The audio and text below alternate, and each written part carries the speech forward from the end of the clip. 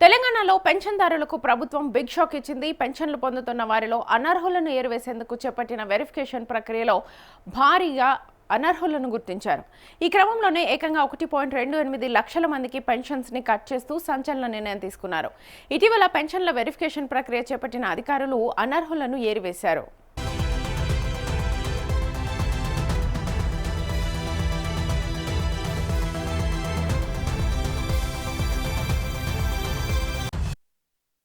ఈ పెన్షన్ రద్దయిన వారిలో చనిపోయిన వారు, ప్రస్తుతం గ్రామాల్లో అందుబాటులో లేని వారు, ఇతర ప్రాంతాలకు వలస వెళ్లిన వారు, ప్రభుత్వ ఉద్యోగుల తల్లిదండ్రులు, 5 ఎకరాలకు పైగా వ్యవసాయ భూమి ఉన్నవారు, ఆదాయ పన్ను చెల్లించేవారు ఉన్నారు. అయితే తొలగించిన 1.28 లక్షల పెన్షన్స్లో 1.02 లక్షల పెన్షన్స్ గ్రామాల్లో నివసించే వారివే కావడం గమనార్హం. మిగిలిన 26,000 పెన్షన్స్ మున్సిపాలిటీల పరిధిలో ఉన్నాయని అధికారులు వెల్లడించారు.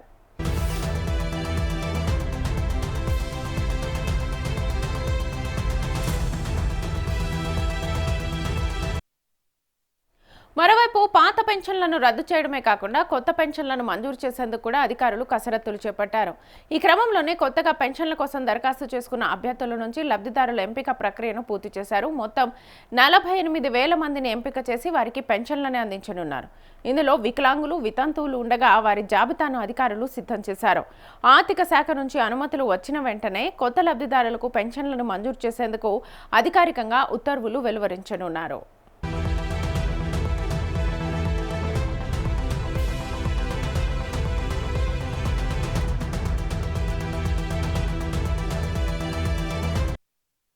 రాష్ట్రంలో అర్హులైన ప్రతి ఒక్కరికి పెన్షన్ అందించాలని లక్ష్యంగా పెట్టుకున్న రేవంత్ ప్రభుత్వం అదే సమయంలో అనర్హులకు వెంటనే పెన్షన్లు రద్దు చేయాలని భావించి సమగ్ర పెన్షన్ల వెరిఫికేషన్ ప్రక్రియను చేపట్టింది. ఈ వెరిఫికేషన్లో భారీగా అనర్హులు పెన్షన్లు పొందుతున్నట్లుగా గుర్తించి వాటిని కట్ చేశారు. దీంతో రాష్ట్ర ఖజానాకు భారీగా భారం తగ్గనుంది. అదే సమయంలో కొత్తగా పెన్షన్ల కోసం అర్హులైన వారికి పెన్షన్లు అందనున్నాయి. దీంతో అర్హులైన లబ్ధిదారులు కొత్త పెన్షన్ల కోసం వేచి చూస్తున్నారు.